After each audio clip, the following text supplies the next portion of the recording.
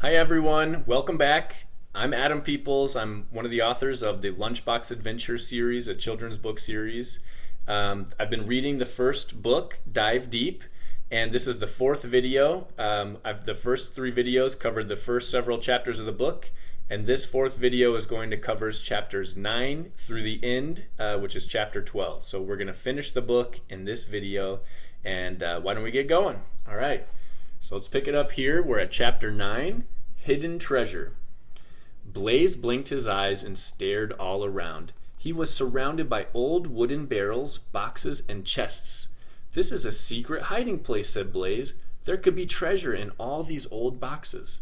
Daphne squealed and swam in a circle around the room. Then she stopped and poked a large chest on the floor with her nose. "I think Daphne wants me to open one of the chests," said Blaze. "Be careful," said Ashley. "There's no telling what could be inside." Blaze swam up to the chest and tried to open the lid. "The lid is stuck," said Blaze. "There's some kind of metal lock on it." "Wait, it couldn't be. Could it?" asked Ashley. "What couldn't be?" asked Blaze. The key from the lunchbox. "We have to try using it to open the chest," said Ashley. "Great idea," said Blaze. Blaze kicked his flippers and swam out of the sunken ship to the submarine. Ashley opened the lunchbox, reached inside, and grabbed the old key. As she lifted it, the key grew and grew until it was as large as the lunchbox itself. "This is amazing," said Ashley. She ran to the diving hatch, opened it, and handed the key to Blaze. Blaze kicked his flippers and swam back inside the sunken ship to the old chest. "The key fits," said Blaze. Blaze turned the key and felt a snap in the lock. Then he gently lifted the lid.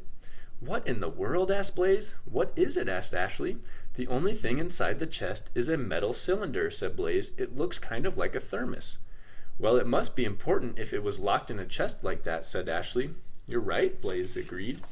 Just then the submarine shuddered and a giant white creature swam in front of the window. "Ah!" screamed Ashley. "The shark is back!" All right, chapter 10, Escape. Ashley pounded the button for the submarine horn. "Beong!" the horn screamed. This time the shark did not react, and it kept swimming toward the sunken ship. Ashley pounded the horn again. "Beong! It's not working!" Ashley yelled. "The shark isn't scared anymore. We have to get out of here," Blaze said. Daphne squealed. Then she flicked her tail and swam through the crack in the side of the ship. "Look," said Ashley. "Daphne is distracting the shark." Daphne swam a wide circle around the shark and made several sharp squeals. The shark began to chase her. "Hurry, Blaze," said Ashley. "Don't forget the metal cylinder." Blaze kicked his flippers as hard as he could and made his way to the submarine's diving hatch. He grabbed the edge of the hatch and quickly pulled himself inside the submarine. "Whew, that was close," said Blaze. He closed the hatch door and then put the butterfly net, the key, the pink coral, and the metal cylinder next to the lunchbox. "It's not over yet," said Ashley. Blaze ran to the submarine window just in time to see Daphne race past. The shark was close behind. "Oh no," said Blaze.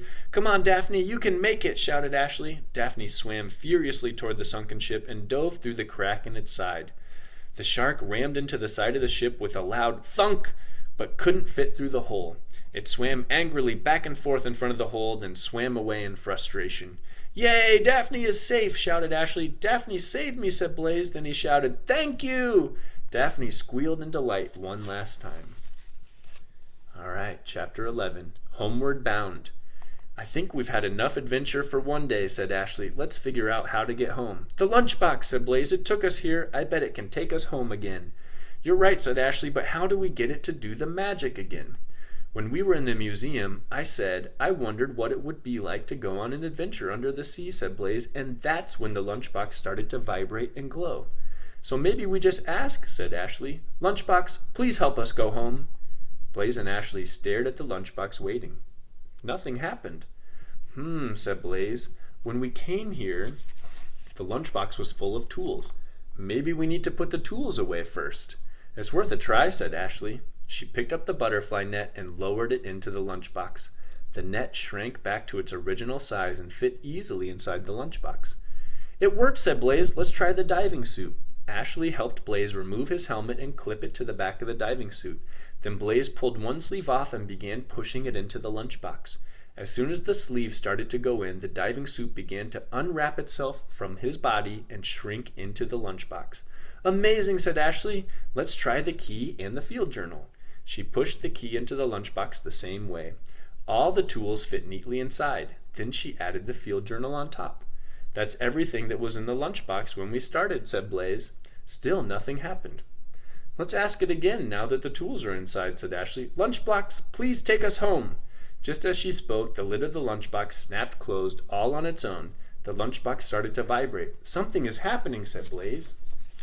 The emblem on the side of the lunchbox began to glow. The glow became brighter and brighter, and the lunchbox shook even more. It's doing it again, said Blaze. Touch the emblem, said Ashley.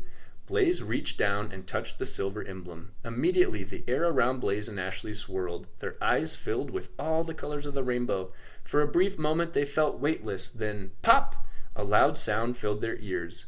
Blaze and Ashley both fell to the floor. Chapter 12. Catch Up. Blaze and Ashley looked around. Through the window of the submarine, they could see the undersea exhibit.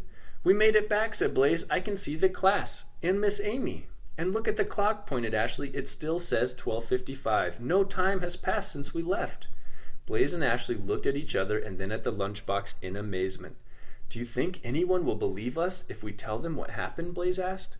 Probably not. But we know what happened, said Ashley. Blaze opened the lunchbox. The tools are still here, he said. Blaze reached into the lunchbox and pulled out the miniature diving suit. Huh, said Blaze. Nothing is happening. It's still tiny. It must be part of the magic, said Ashley. We need the tools for the adventure. But now the adventure is over. You're right, said Blaze. But I'd better save the tools in case we need them again in the future. Blaze clipped the miniature diving suit onto the shoulder strap of the lunchbox. Then he did the same with the net and the key. Hey, look at this, Ashley said as she picked up the metal cylinder. The lid on this metal thing comes off. It is a thermos, said Blaze, just like I thought. Is there anything inside? Ashley unscrewed the lid and a rolled-up piece of paper fell out of the open thermos. It had a torn edge as if it had been ripped from a book. The thermos must have protected the paper from the water this whole time, said Ashley. What does it say? Asked Blaze. Ashley unrolled the paper to reveal a beautifully penned letter. It read, Dear Adventure Maker, if you are reading this, you have found the greatest of all treasures, a sense of adventure. Adventurers like you have been responsible for some of the most remarkable feats in history. We are a group of explorers who live by a simple code. Pursue big dreams, be adventurous, and make a difference. Enjoy your next adventure. Did you see the emblem at the bottom of the letter? Asked Ashley. It's the same as the silver emblem on the side of the lunchbox, exclaimed Blaze. And look, said Ashley, the letter has a torn edge. Ashley opened the lunchbox and pulled the field journal out. She flipped to the end of the journal.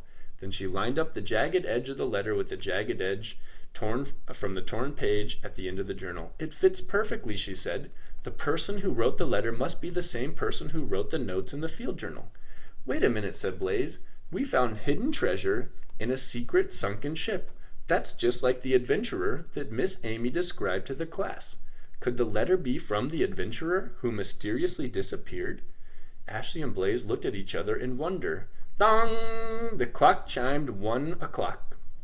Class, gather around, said Miss Amy. It's time to move on to the next exhibit. I can't wait to see the next exhibit, said Ashley. Maybe the lunchbox will take us on another adventure, said Blaze. Let's go, they said together. And that's the end of the first book. Thank you so much for tuning in with me and reading through the books. This was the 4th video. There were 3 other videos, and each of the videos covered a few different chapters. I really appreciate you guys tuning in. I just want to talk just a little more about the book. So the book has this undersea field journal at the back.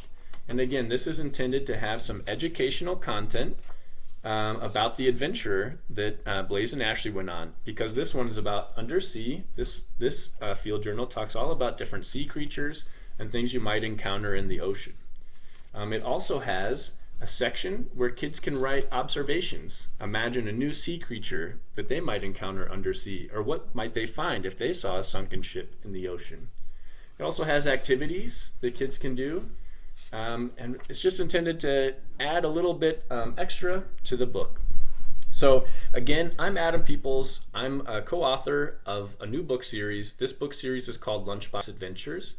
The first book, Dive Deep, is an underwater adventure. It follows Blaze and Ashley and the magic adventures they go on with their magical lunchbox. And it's going to take them to all kinds of fun different places. This is the first book. The next few books are intended to cover history of flight, an international space station journey, and then it's going to cover Blaze and Ashley in their hometown, help them fight a fire. So the first 4 books are very adventurous, and this was the first one, Dive Deep. So thanks again for tuning in. If you want to learn more about the book series, you can go to lunchboxadventures.com. There's not a lot of content out there yet. We're just getting started, but we hope to keep adding more over time. So again, that site is lunchboxadventures.com. This first book releases in June, and that's when it will be available. All right, thank you so much.